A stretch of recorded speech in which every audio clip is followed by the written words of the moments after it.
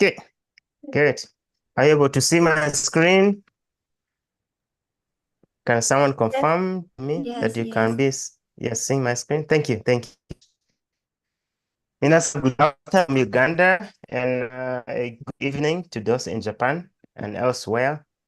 I am pleased to share with you today as we commemorate the International Day of Peace. The international theme for the International Day of Peace for this year is cultivating a culture of peace. And this was ratified by the United Nations and agreed by the member states that a day will be observed for peace, for world peace, nationwide, worldwide. And so it is my pleasure today to be speaking to you about peace, about the future of peace in the world, and looking at the activities and efforts of Terra Renaissance. But before we get there, allow me to take you through the in-house announcements and procedures. We are happy to tell you that you can use the Zoom translated captions today.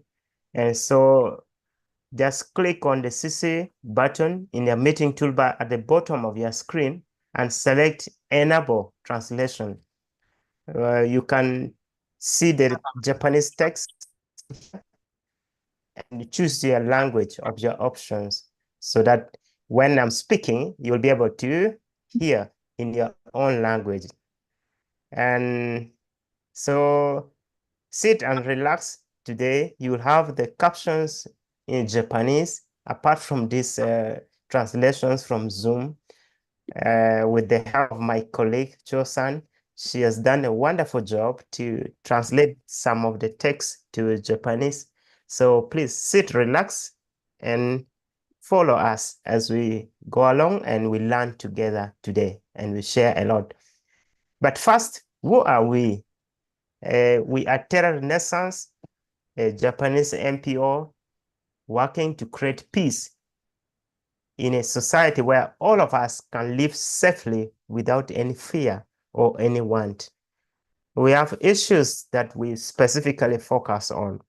We focus on the issue of landmines, child soldiers, and small arms, and the use of light weapons. We create awareness on these issues, and we fight to eliminate this issue. What we do, apart from awareness, is to build peace through our community engagement with community development activities and offering humanitarian assistance where it is much needed throughout the world. Now, we are responding to these issues in different geographies, in different areas of the world. And we also do advocacy work a lot. We advocate for the issues that we focus on, issues of landmines, child soldiers, and the small arms and light weapon. We also offer psychoeducation, peace education, so that the issues of peace is discussed, disseminated, and all of us learn about peace and how we can build peace or what we can do to build peace.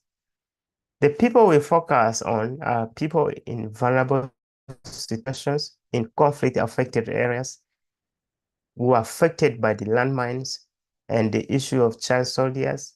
And as you know, in any conflict, then comes issue of sexual and gender-based violence that is an effect of a conflict or war anywhere, where we can find refugees and people who are forcefully displaced from their homes. We also look at the focus on people who are street children, children who have nowhere to live, or children who wander on the streets and are not having any source of livelihood, either due to absence of their parents or due to the tough and difficult living situations they find themselves in the world.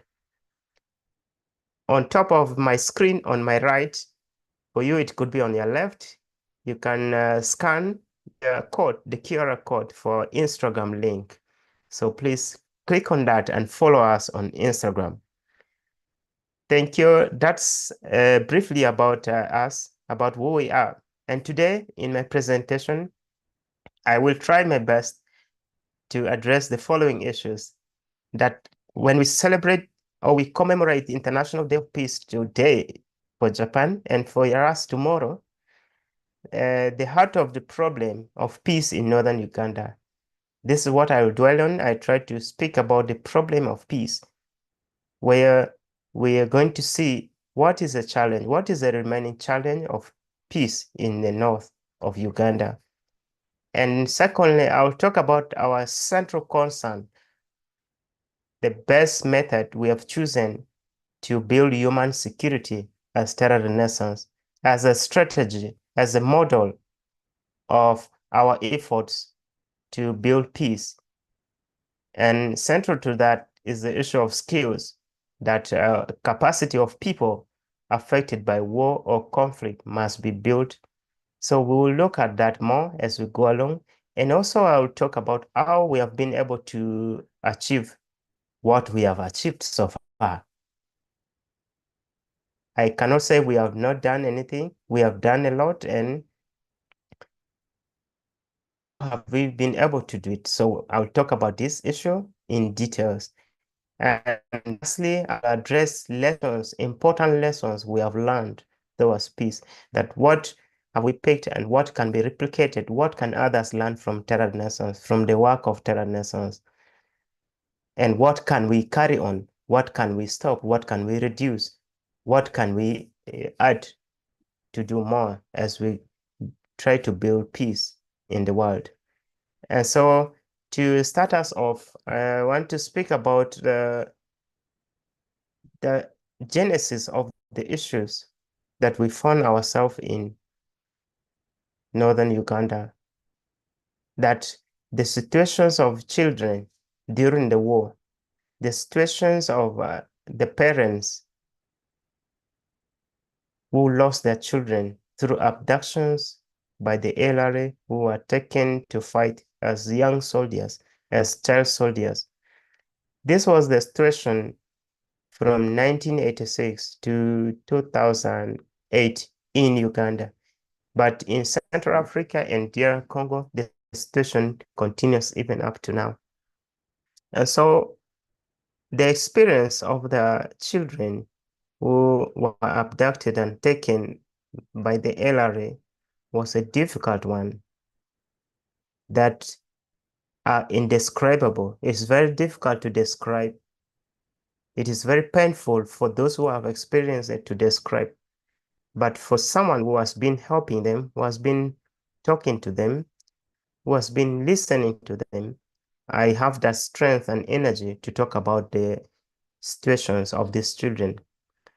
These children found circumstances in Sudan because the LRA as a fighting group had their base, their training base, their main base, their support base inside Sudan. By that time, Sudan was not yet a divided nation, but now the location of the LRA base is found in South Sudan because the country is now separated.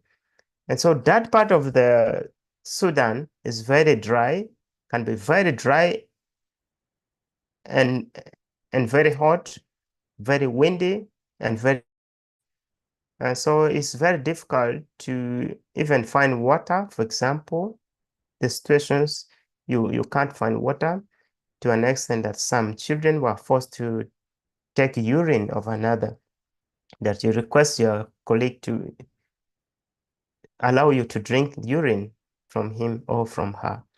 So the conditions was difficult in matters to do with health conditions. Medically, if such conditions are there, is a good ground, good conditions for transmission of germs and bacteria.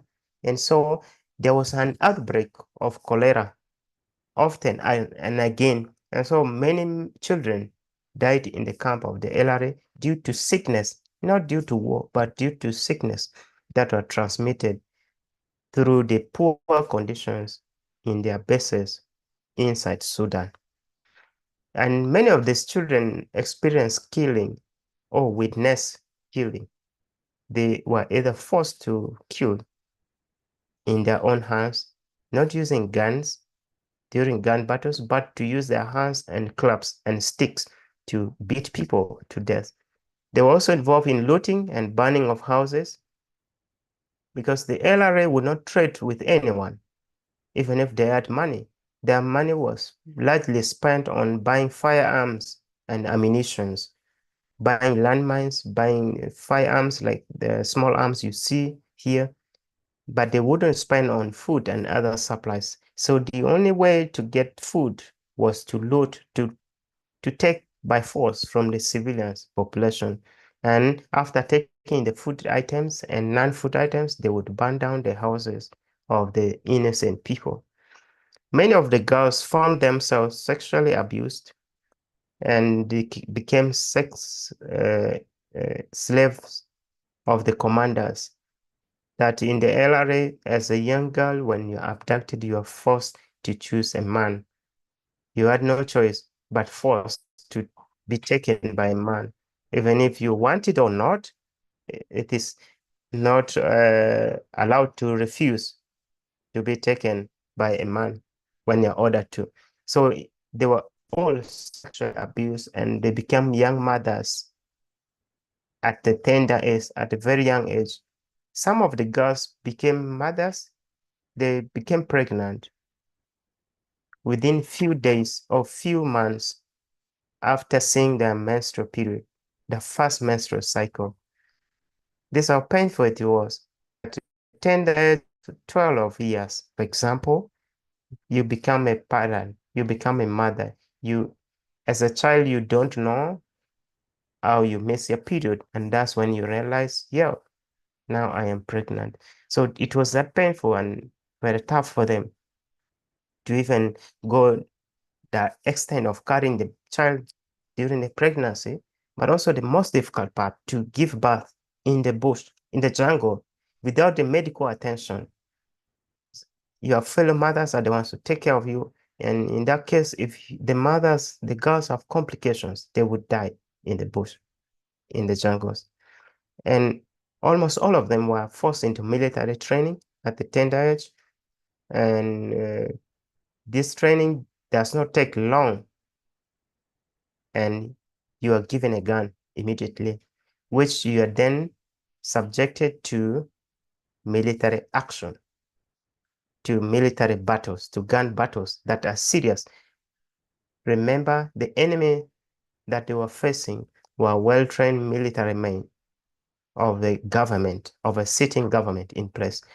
And so you can see the magnitude of the difficulties that the children were in during the war in northern Uganda, and that continues even now in Central African Republic and also part of Sudan, because the LRA members are still active. The leader is alive, very alive. Their size have reduced of the fighting group, but their ability to destroy, their ability to abduct children is still the same. They can still kill and they still abduct and loot from people. And so today we find ourselves in northern Uganda with no presence of the LRA in our country at all. But there's a problem of no peace. The guns have fallen silent, but we cannot say there is peace because we see a continuation of dependency, that during the war, people were internally displaced. They were refugees in their own country, and this made people to depend only on food supply, food support from the WFP, the World Food Program, International Committee of the Red Cross, ICRC. We had organizations like NRC, Norwegian Refugee Council. We had organizations like UNICEF, WHO, UNDP, and many others who were supporting the people during the displacement. And so that took place over 20 years. And that has created the situation of dependency that people got too used to depending on free support, free food support, free blankets, free food item support. And we see a continuation of that. So we can't say there's peace among the people because people are very lazy because of dependency issues. And we see low participation of women in matters of economic support, economic improvement, and education support to the communities, leadership of the community. I think this is the lowest in our country, and it is something not to be proud about. And thirdly, we have the biggest elephant in the room, which is the issue of poverty. That according to the World Bank report of May 2023, last year, poverty rose from northern Uganda from 32.5% to 40% in northern Uganda. So instead of the government working hard and the people working hard to reduce poverty, poverty is actually rising and increasing. This is a more than 7% increase, and it is something worrying that makes the people have no resources to get trained. And when you don't have any training, when you don't have any skills, then you cannot get any jobs at all. This is a perspective. This is the reality of our situation in northern Uganda here. So it is a continuation of the same, of the problem that there's no peace. There may not be war, guns may have fallen silent, but we can't say there's peace because we don't have jobs. People are unemployed. People are not having resources to take their children to school. People cannot get medical care. The women are at the lowest in society. And so this is a continuation of a problem. So what is the problem now? For now, in terms of skills building, the problem now is that there's no access to quality second chance education. The people we have here are people who did not go to school, who were affected by the war. And so what the people need a second chance to be educated. But when the war ended, many partners, many organizations left the northern region. And the reason for their leaving northern region was that peace has returned. But we see that for any war that has lasted for more than 20 years, it would even take double that number of years for that society to fully recover. So we feel that they left too early.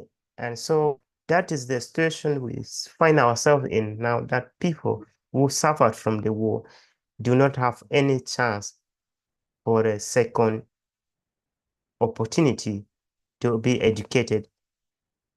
And therefore, people lack the opportunity to study and to productively be engaged in meaningful work. So the youth do not study and they don't work productively, they cannot be employed anywhere. And that leads to rise in crimes, and where we see criminal activities now in our cities, in our towns, there are many children, young children who are involved in criminal activities because they are unemployed and they want to use violence to meet their basic needs. They go into drug abuse, they do alcoholism, they are involved in prostitution. And the World Bank has reported that 83% of youth in Uganda are unemployed. They are not employed, they are without jobs. And these are the most productive group of people that must be working. So we see them unemployed. And also they're not engaged in farming activities in their villages, in their communities. What they want to do is to leave the rural areas and come to the urban areas where they try to find jobs, but they cannot find it anyway because they are not skilled enough. They cannot be employed anywhere. And so that leads to the question of, are there any opportunities for building peace, for building their skills?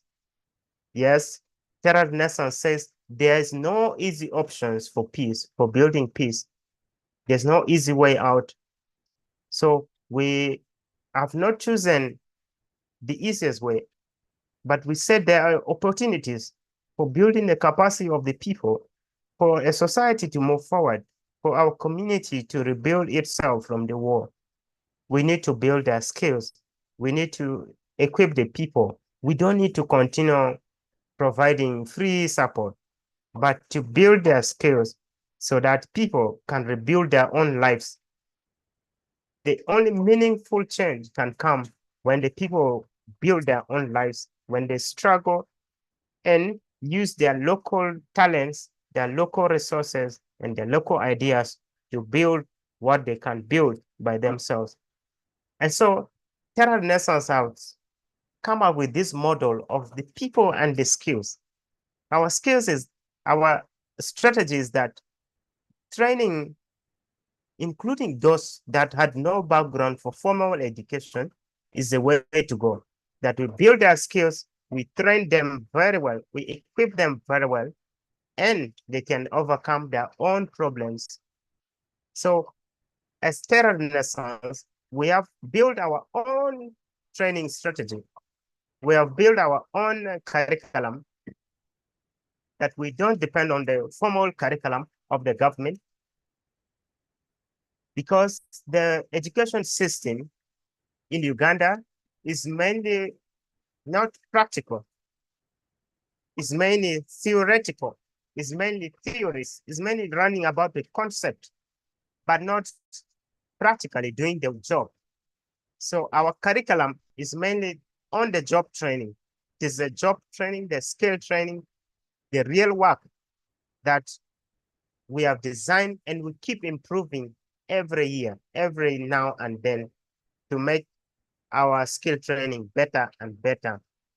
And so we do the production and provide information on life-changing skills. The practical skills of the job that they will do, we also teach them skills for planning their lives. We have psycho education, where they learn peace building skills, they learn anger management, they learn how to cope with trauma, how to overcome your traumatic experiences, your past war experiences, and how to think about a good future for your families and your society. And so we design our training in a way that it becomes holistic. It caters for all aspects of life, of successful running, successful family, successful business, and successful person in your society. We also offer as a priority women to have access to a productive and creative work in society. And so you'll find that the majority of the people we have supported are women and girls who became mothers, who are child mothers actually. And all this is done with our local capacity building strategies, to an extent that we have employed some of the former students, former child soldiers that we have trained to be teachers to our students. So it is something that is workable. They have full empathy for the people they are supporting. They know them and they know how to handle them. Is the real DNA of Terra Renaissance. And as a training module, we see this working here.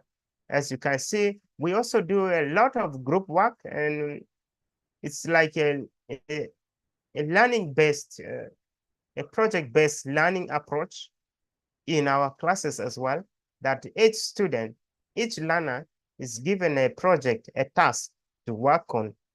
And by doing this, they can be more creative. They can learn new ideas by themselves, independently doing your work. And by doing this, even our teachers become better. Our instructors, our workers, and our staff become better, and the work becomes meaningful as they become also confident to do the work after completion of the training. As you can see in this image, this is a lady who has completed our training, and this is our shop that she's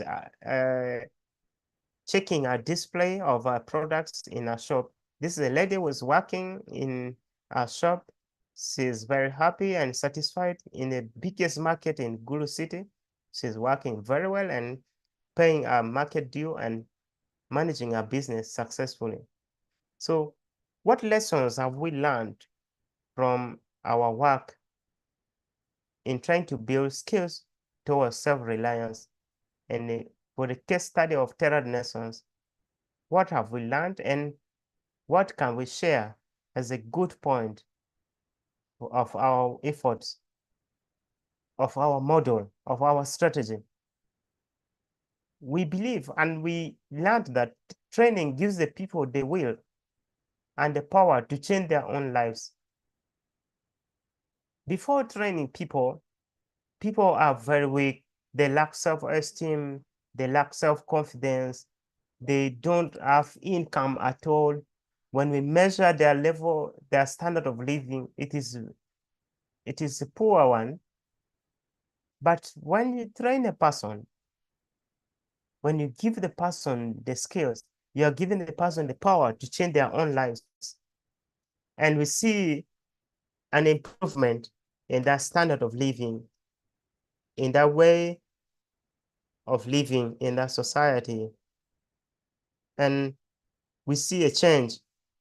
Even when we measure, we can see that, well, the level of income has risen. Well, the level of spending on clothes have risen. Well, the level of spending on medication has risen. And also the ability for the people to send their own children to a school that they want, that they like, that they choose, and to pay school fees by themselves, not to ask any organization to pay school fees for their children. But most importantly, to see the people we have trained having the capacity to also support other people, to train other people. We have quite a big number of our former trainees who are training members of their own community.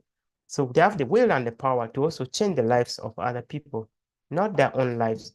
We feel that this is true self-reliance, and it is something that we are proud to talk about on behalf of our beneficiaries. We also learned that skills training or any education must combine the minds, the hearts, and the hands. In the Chinese character, in the Chinese martial arts discipline, for you to play that professional game, your mind, you must combine your mind, the heart, and your hands and your legs. But for our case, the skill training must combine the mind. The mind must be peaceful. The hearts must be having good feelings, good love, good kindness, and mercy, and gratefulness towards others, towards yourself, and towards others. But also to have the best skills with great attention to details to what you do. Many times we say we teach people to have the best skill that they can leave our training and be able to compete with someone who has been in the market for 10 years. That's the level that we pay attention to their hands, their skills. But also, most importantly, like I mentioned, the mind must be alert and peaceful, and the heart must be kind enough and peaceful as well. And so the ability you give the people, when combined with the capacity they have got, then differentiate them from people. The perception of the people towards the former child soldiers is that of discrimination, is that they are violent people, is that they are bad people, they are killers. And when they have the ability, when they have capacity, then they are different people. Then people start to love them, people start to associate with them. In fact, they then appear different from the normal people in their communities, because for them, they are better equipped and they have capacity to do good things and better things. And so anybody who is self-reliant or who is skilled enough cannot be stigmatized. In our community, we observe, even up to now, that some people, including family members, do stigmatize the former child soldiers and the children of war. But for those who are self-reliant, those who become equipped and become self-reliant, they cannot be stigmatized because they make good products, they earn income, and they become a source of support to those who stigmatize them. They become a source of quality products for those who want to stigmatize them. And so nobody can stigmatize if you're self-reliant and fully equipped. So we've seen this with quite a few examples, a few good examples, that from people who are being stigmatized and discriminated by their own families before training at Terra Renaissance, they then become very good friends and loving towards them when they complete the training. Just seeing the good products, the fine quality products from them being produced changes their mindset and their attitudes towards these people. And so we are happy that skills does a lot of things to even fight stigma. So we can use skills to fight stigma, to fight stigmatization. And so if the skills is also relevant, it changes the lifestyle and lead to capital accumulation. Looking at the market, the demand for the products, for the skills we are giving, we are training our people, the market is there. The market is continuous because everybody wants to wear a piece of cloth. Everybody wants to use a furniture. So the market for their products is there. It is the relevant skills that is leading to capital, to money, income accumulation, increase of income for them. That when this income increase, then they can earn more and more skills. So I cannot talk about other skills that are not maybe relevant to our market. What we are training is so relevant to our market here. And so I feel that this is driven more by the desire and the choices of the people we support.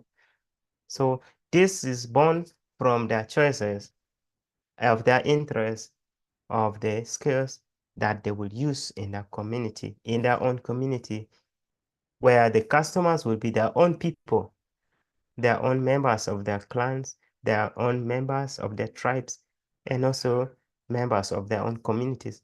So this has changed their lifestyle and lead to accumulation of income for them, good income. And second last, I can talk about training changes attitudes. The attitude of violence then changes to attitudes of peace. The attitudes of unkindness then changes to attitudes of kindness. The attitudes of merciless then changes to merciful. So the person then change from the mind to the heart, to the body, to the hand, to the skill. I think this is observed also in the training and the discipline, that we instill a lot of discipline during our training period. So they grasp a lot of life skills, not only the technical skills for work, for jobs, but also the life skills necessary to survive in the society as a useful person, as a useful citizen. We have seen attitudes change for people who are tough and rough, who are bullying others during training. From the beginning of the training towards the end of the training, they are totally changed people. They are totally different people, that they become very disciplined in terms of attitude, which is very necessary to attract customers and buyers to your products and to your business when you open and start your business. And also when you want to attract more buyers through the buyers you have acquired first. So in terms of attitudes, we have no worry at all that those who are in the LRA, first of all, they were trained as soldiers, and so they have a maximum level of discipline. And so we see in terms of attitudes, when we compare the abductees and non-abductees, there's a great variance in terms of attitude. So the training changes all attitudes of people. And finally, we believe that, and we hold that every human being is capable of learning. Most of the former child soldiers were taken to fight as children, and this means that almost half of them were not in school, and half were at elementary level of studies, of schooling. And what they had was very basic literacy, very basic. And the expectation of human beings is that someone who has been in war for 26 years, knowing only violence all his life, all his adult life, cannot be trained, cannot learn any new thing as an adult. And also as an instructor, as an educator, yes, you say it's very difficult to effectively train adults, for adults to learn, those who have missed education. But we have realized and we have found that every human being is capable of learning. For those who came without knowing how to write their names, they have learned how to write their names. For those who came without knowing how to operate the sewing machine, they have learned. And beyond the operating of the machine, they have learned how to fix and repair the sewing machines. For those who came without knowing what the names of the tools in the carpentry are, they have learned how to use the tools very well and to make beautiful products, including making the roof for a building and construction sites. And so we are fully convinced that every human being is capable of learning. Whether you spend 40 years away from school without stepping in any classroom, it is possible for you as a human being to learn new things and do great things in your life. These are the perspectives of the lessons we can share with you. We are grateful of the work of Terar Renaissance that is bringing a great change in our community.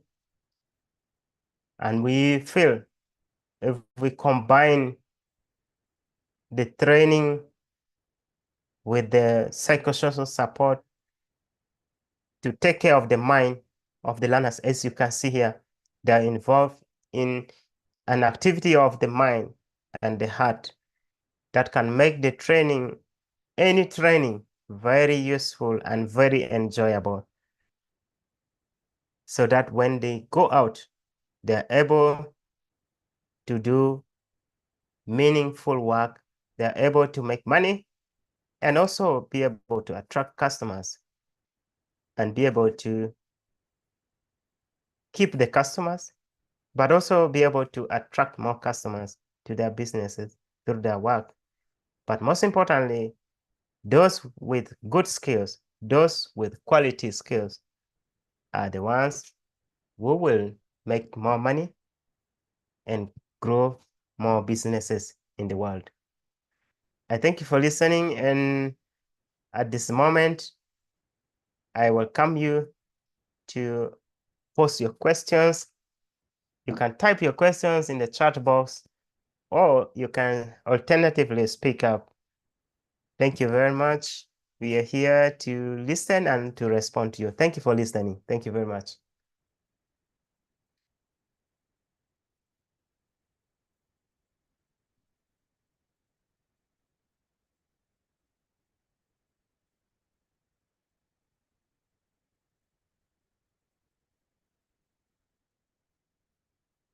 Cho-san, Yes. hello. If you could facilitate this session, for those who may not feel comfortable speaking up in English, could be good for opening the forum for members here to speak up. Okay, thank you. 質問がある方は、チャットでもいいんですし、直接にジミーさんとコミュニケーションを取っても構わないので、質問がある方どうぞ。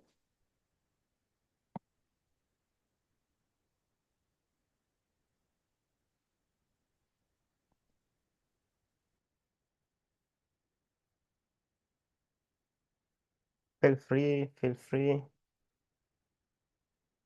And you can be the first to speak up.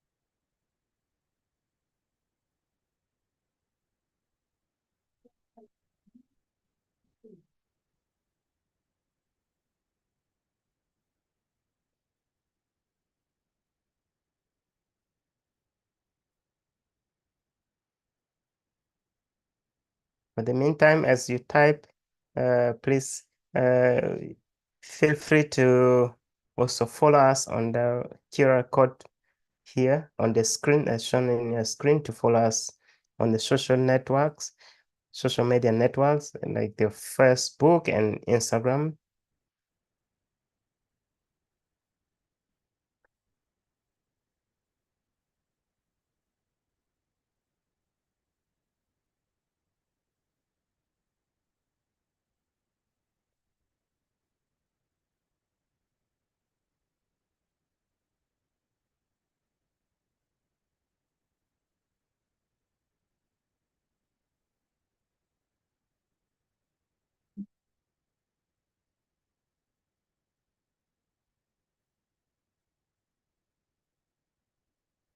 I don't see any question yet.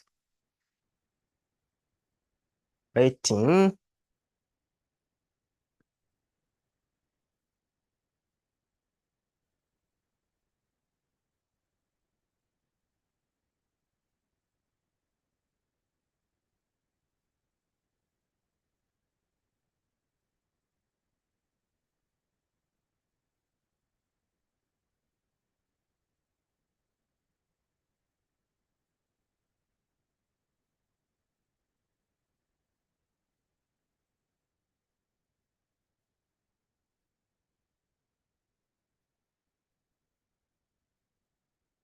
Oh, no questions yet.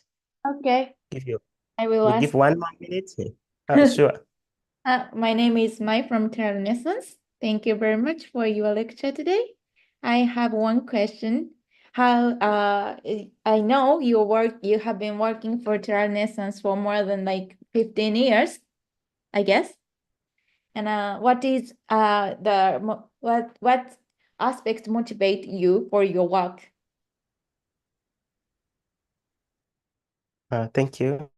I started working for Terra Renaissance in 2006. And by calculations, that gives you about 18 years. 18 years. And back to your question, yes, there are many motivating aspects in the work of Terra Renaissance, but personal, that is very personal to me, is the aspect of seeing the life change. When we go to monitor our beneficiaries who have got a training from Terra Renaissance, seeing them change, seeing their life changing, seeing them happy, seeing them succeeding, and seeing them training even more people. I think that's very motivating to me. That moves me a lot and so moving. It's so moving and heartwarming to me. It makes me joyous and fulfilling that the work we are doing is fulfilling, is changing lives of people. From here, you may do it in a small way, but the change is very big in our community. I can give an example of a beneficiary who we supported in 2019 to 2021. and she passed out in 2021. Now I cannot believe that she has 12 machines, 12 sewing machines of her own. 12 1-2 machines of her own, and she's training people in our workshop. She's training more than 10 people at once. She has trained a lot of people. She has bought her own land as a single parent. She lost the father to her children in the LRA. He was killed, but she alone is paying the school fees for her children in a very good high school. And it is unbelievable to feel that this person is doing this compared to where we found her before we brought her to our program. So that's the most fulfilling part for me, the most motivating aspect, to see people changing their own lives. Thank you. Thank you too. And I think Johnson is here. I think another question. Yes, Jimmy. Yeah, yes. Here's a question from Kobayama-san. So I will it's in Japanese, so I will translate it into English. Thank Sure, you please do. Yeah, yes. Thank you very much. There was a lot of talk about stigma, but in what specific situations do you feel it? Right after you come back, why are you recognized as a former child soldier? Isn't there a growing understanding that he was updated and had no chance but to become a child soldier? Yes, yeah. Thank you for the questions. It is not at the time you just return. When you just return, people are full of excitement and they're joyous. Oh, you have come back, welcome back home. But after a short while, maybe in less than 6 months, then they start stigma. They start talking bad about you. When you just return, they are happy. They want to hear your stories. What do you eat in the LRA? How did you survive? How do you move? How do you fight? How do you run away from the gunships? So that part is enjoyable. But after that has settled down, the excitement goes away and then stigma starts coming. But also some form of stigma comes from the neighbors. Many of the parents lost their children through abduction. Their children were abducted and they were killed during the war, and they will never see them again. And so there's that feeling of resentment that, oh, the child of my neighbor has come back, mine has not come. So that is also a source of a stigma. Then they start stigmatizing. They think that the one who returned is responsible for the death of the one who did not return. And imagine?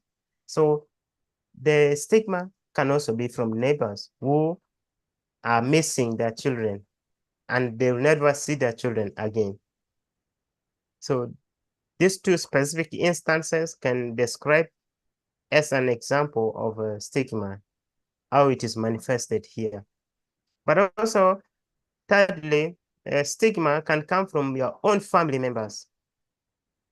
That some family members consider the children born in the LRA as difficult children, as bad children, as violent children, as not useful children, as children with bad spirits. Because normally you should not bear children in the bush, in the jungle. They are considered abnormal children. So when the children is misbehaved, that is the beginning of stigma. They say, you see, this is a bad child. See what he's doing. Then the stigma starts there. And the parents who suffered with the children feels bad. That's where it can also start showing itself. Thank you very much. Thank you. 小林さん、ここも通訳した方がいいんですか？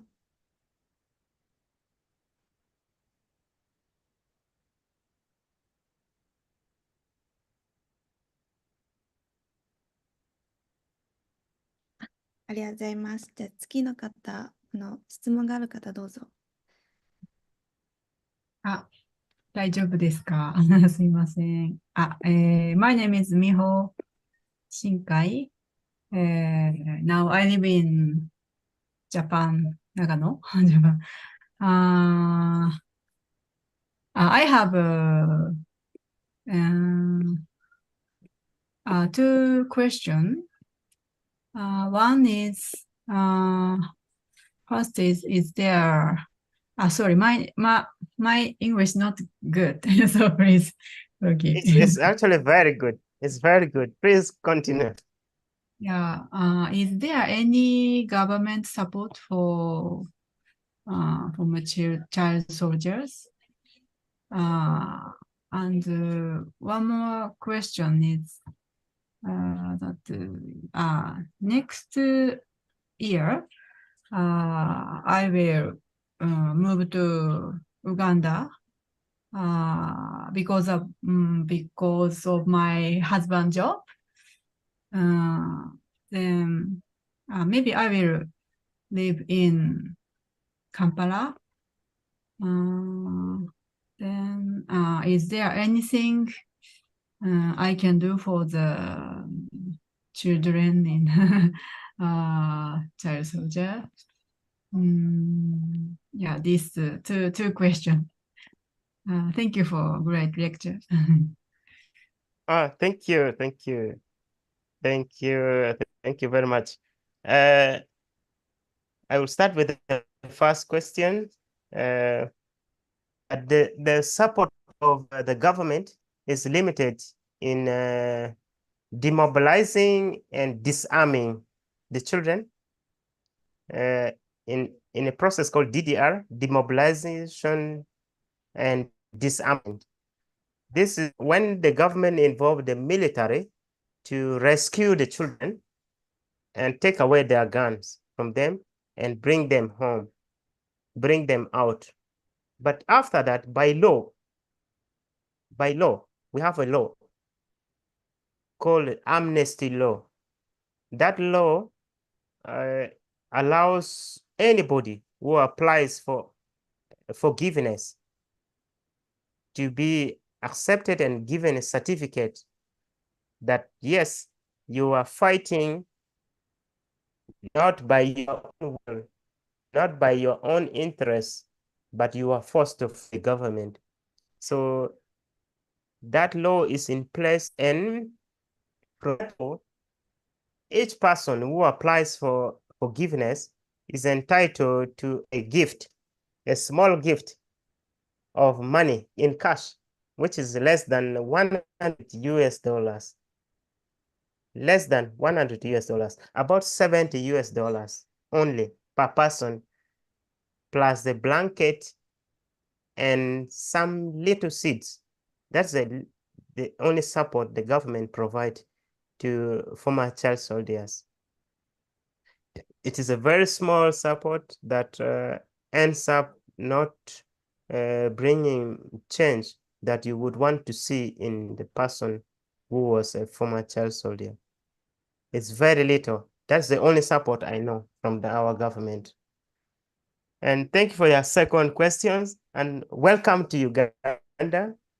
We'll love to be in Uganda. People are welcoming, they are very warm. Our food is very nice, just like Japanese food. Almost the same in terms of niceness. We have the sweetest chicken in Uganda, local chicken. We have many fruits that are organic, so you will enjoy your stay in Uganda, and you'll have opportunity to see many wildlife, many good scenery, and also we have very good weather. We don't have winter in Uganda, so you'll enjoy the weather, I hope. And what you can do for child soldiers while in Uganda, I invite you to visit our center, our training center. listen to them, talk to them. That is all they need. And most importantly, share with others about what you have heard, what you have seen, what you felt when you visit and talk to us. For now, I think that is the best you can do for us. And anything else you do to improve our quality of training is very much welcome. I don't know your profession. I don't know what you can do, your best skills, but anything to improve our skill training is very welcome. Thank you very much. Thank you. Thank you very much. I will, Welcome. yeah, See you in Uganda. See you in yeah. Uganda. Thank you. I will Okay. contact you. And I have to introduce myself. Maybe 10 years ago, I have interviewed to Ogawa-san. Ogawa-san in Kyoto office I see. magazine for the magazine interview. I see. 10 years ago, that was 2014.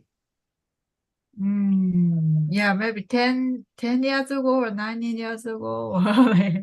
I will tell Ogawa-san about this. I will tell him. After Maybe. this meeting, I'll tell him. Sure, he must remember you. Thank you, thank you, Yeah, thank you. thank you.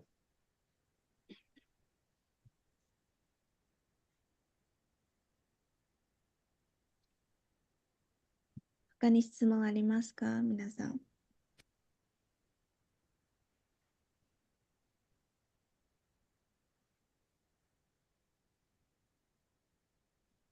大丈夫そうですか？はい。Thank you, Jimmy. I think there is no more questions. So, Thank you, everyone. Thank you for your time. I want to appreciate you for sacrificing your time and sitting here to listen to the issues of child soldiers and our efforts towards building peace through their skills. We feel that much is still to be done to build the capacity of the people so that we realize peace. As Tera Renaissance always say, piece by piece, one at a time. So we slowly build, we slowly move, and eventually we will bring peace to the world. Every efforts count. Even what you are doing in a small way counts a lot. And so let's continue. Let's keep on doing what we are doing so that we realize world peace. And together, everyone will be peacefully living in this world without any fear. Thank you very much and enjoy the rest of your day. Tomorrow, if you can, join activities for International Day of Peace, please do.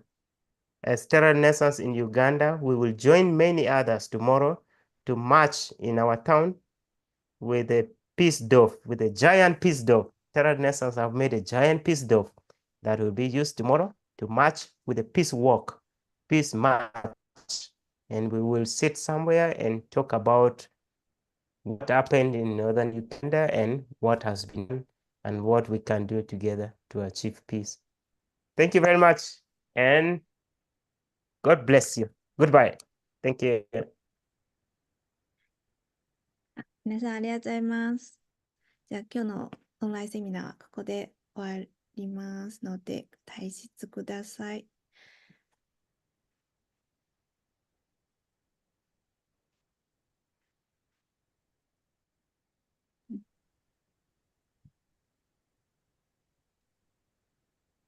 Thank you, Jimmy-san. Jimmy, thank you. Thank you. Thank you. Not thank you. いらっしゃいますか？質問があれば、もういないかな？